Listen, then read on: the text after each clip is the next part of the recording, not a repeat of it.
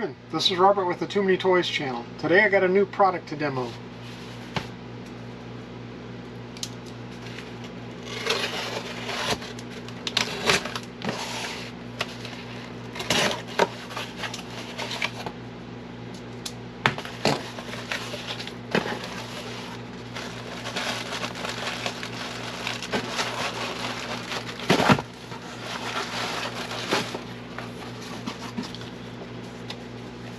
This is a dash camera made by Milerong. It features a forward-facing camera and a rear-facing separate camera. It comes with a 32 gigabyte memory card. It has a 3.16 inch screen. The forward-facing camera is a 1080p. The rear-facing camera is a 720. So both of them are high-resolution cameras and should be able to capture things like license plates and details. Let's go put this on a workbench and let's see what's in the box.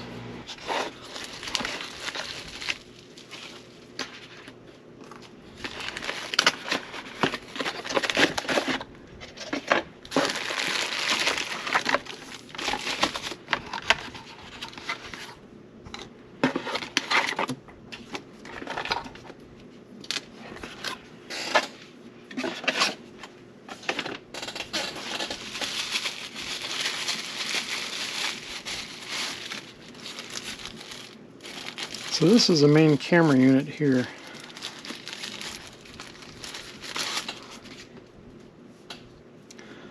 One of the unique features I've noticed on this is a camera can be pointed up or down. So once you're mounted on your windshield, you can move this to get your ideal angle. I've owned several dash cameras in the past and I've never seen that as a feature. They use 3M tape to attach it to the windshield, but this also has another unique feature. This is a peel and stick film that can go on the windshield, and then you attach the camera to the film. So if you need to remove it, it's easy to do because this just uses static electricity to hold it in place.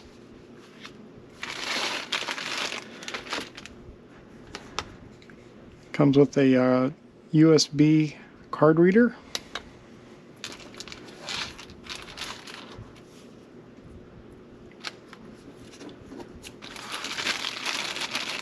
It has a cigarette lighter adapter to power the unit up.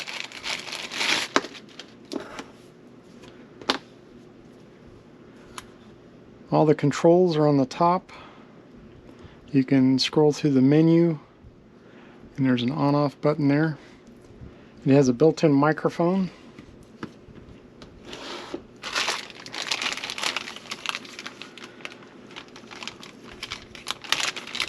And this is what's different than all the other ones I've used in the past. It actually has a remote camera. Looks like it has a nice long power cord on it too, but this simply plugs into the main body of the unit. There's the plug, so it's a plug and play sort of deal. You can mount this and then you can bend this bracket slightly to get the optimal angle.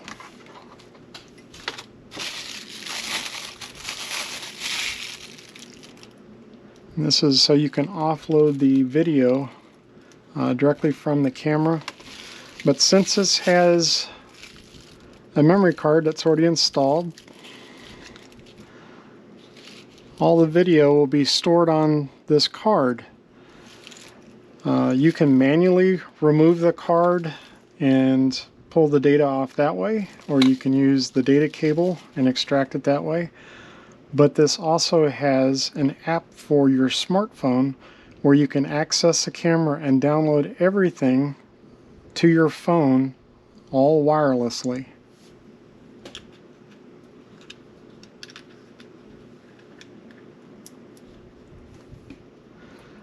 So let me take a look at the instructions and I'll get back with you in just a moment and we'll talk more about the installation and some details.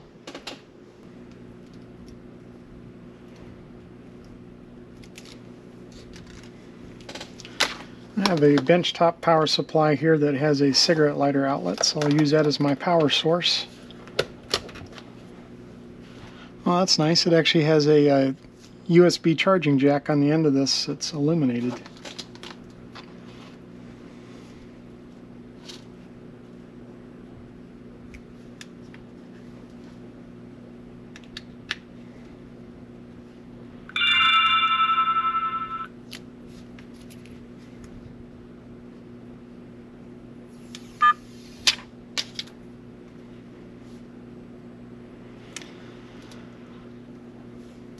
Wow, that is clear.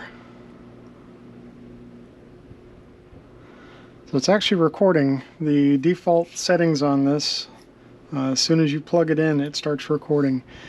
You can set the timing recording interval. It will automatically loop the oldest video, so your memory card should never get full. It has a built-in G sensor, so if it gets into an accident and the camera experiences a G-force shock, it will automatically lock that video so it won't be written over later. Very handy in case of an accident. I'll have to measure how long this is. I would guess about 20 foot.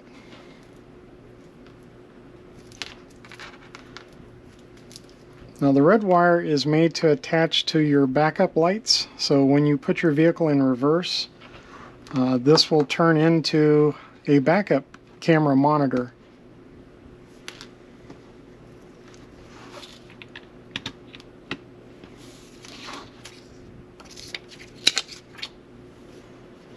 So I'll go ahead and power it back up again.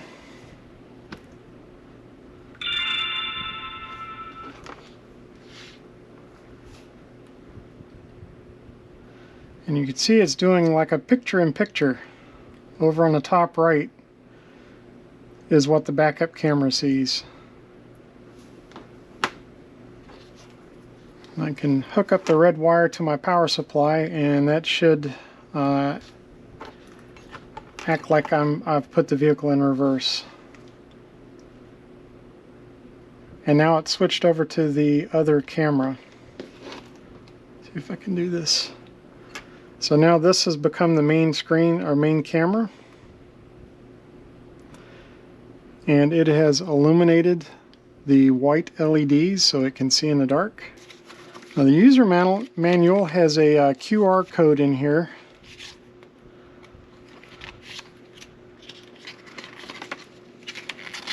I'm really impressed with the manual. There's a lot of details in here. It walks you through going through the menus and changing the settings and picking some other options. One of the other options on this is a parking mode. So when you stop and you shut your vehicle off, the camera will shut off, but it's in a standby mode. And what happens is if somebody tampers with your vehicle or bumps into it, it'll actually enable the camera and start recording. I think it said for about 30 seconds. So I'm going to take that QR code and use my smartphone.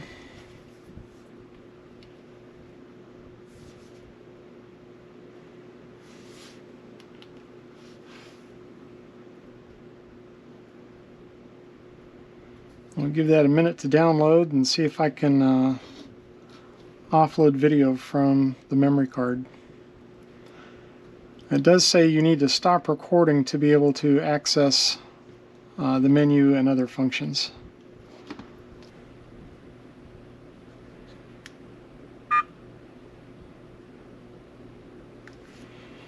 Okay, just turn on the Wi-Fi.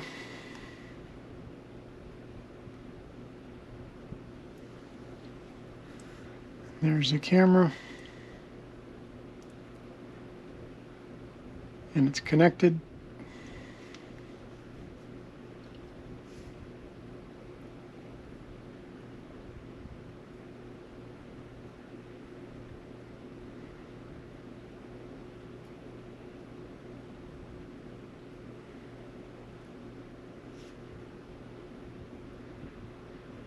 Now what has happened is every time that I tap the camera, it treats it like there's been an accident, and these videos will show up now under the separate menu of emergency videos.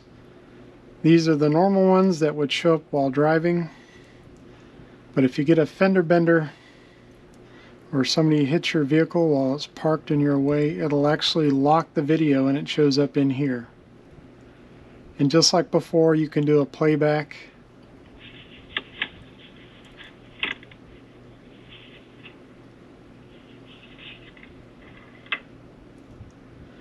And these cannot be accidentally erased. They are locked. So you have to manually go in and select it to delete it.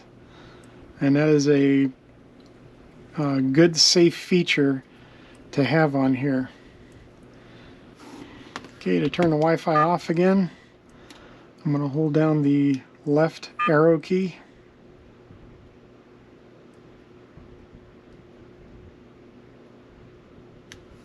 And that has taken it back out of the Wi-Fi mode, and it's already started recording again. Okay, well, I have looked through the book.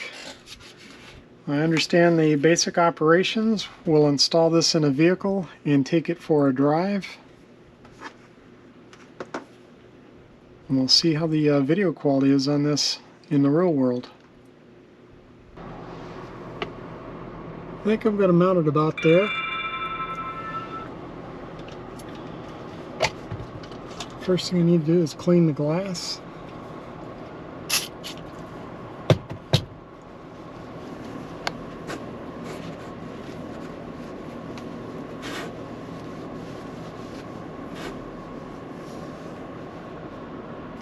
And now I have this sticker to put on there.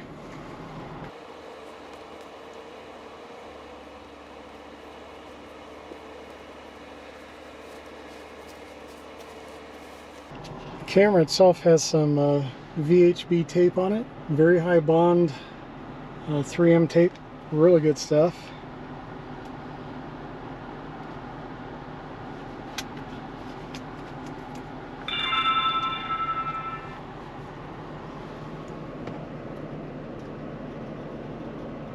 And you need to mount this right in the middle of that decal. And you can adjust the camera view up or down. This way I got part of the hood all the way up to the horizon, so that's pretty good range of coverage. The backup camera comes with an adhesive pad so that you can stick it onto a surface that'll give you the best view.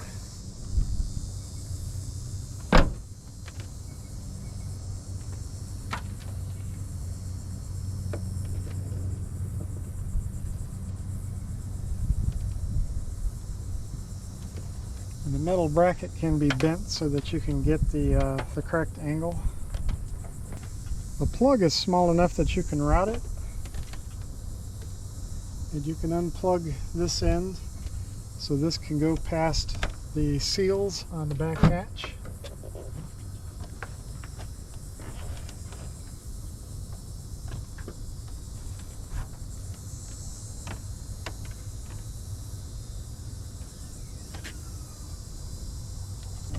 And make sure you route the cables where they won't get pinched.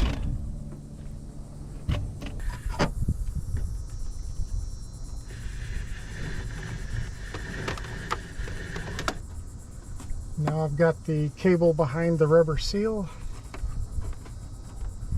and it can be tucked under the edge of the headliner. It'll all disappear in there.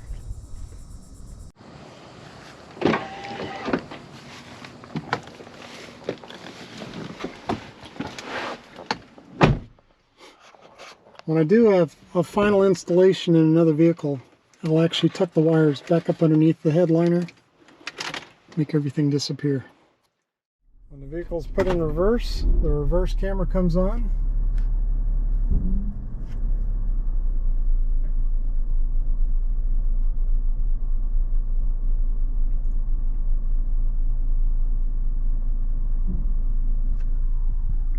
And when when the vehicle's put back into drive,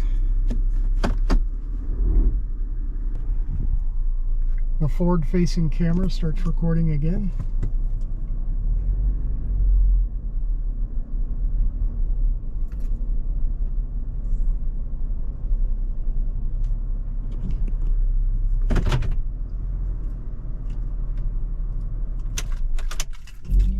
And with the ignition off, it'll automatically power off.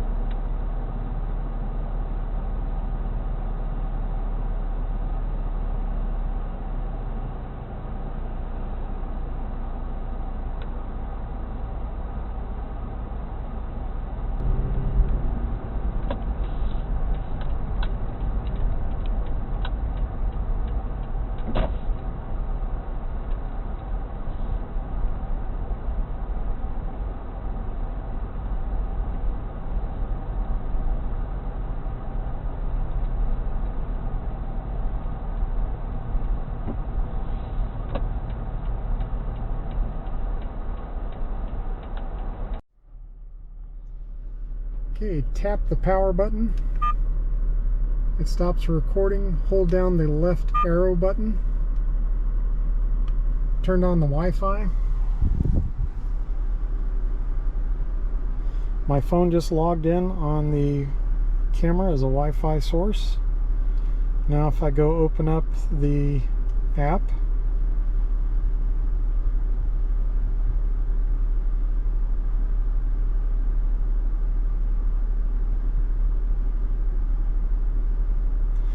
it's logged in. So from here you can manually record video, or if you hit the icon, it'll switch over to photo mode. And when you click, it actually takes a photo.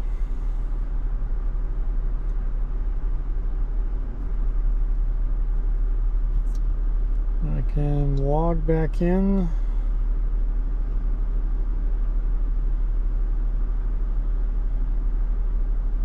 Let's click over on the photo icon, and now you can see the photos that I've recorded manually. So there's the last one that I captured.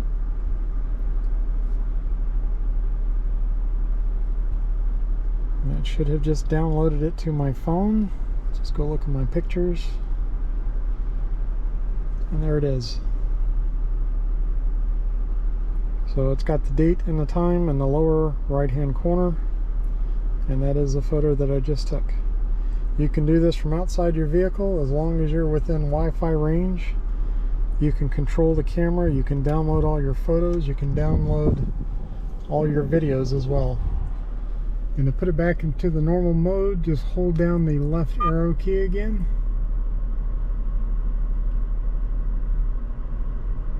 And there it goes. It's now back into the normal record mode. This is a nice little dash camera with a forward-facing camera and a rear-facing camera. You'll be sure to capture anything that happens. The price point on this was around $70. It's available on Amazon. I'll post a link below. Really nice product. Highly recommend it. Thanks for watching.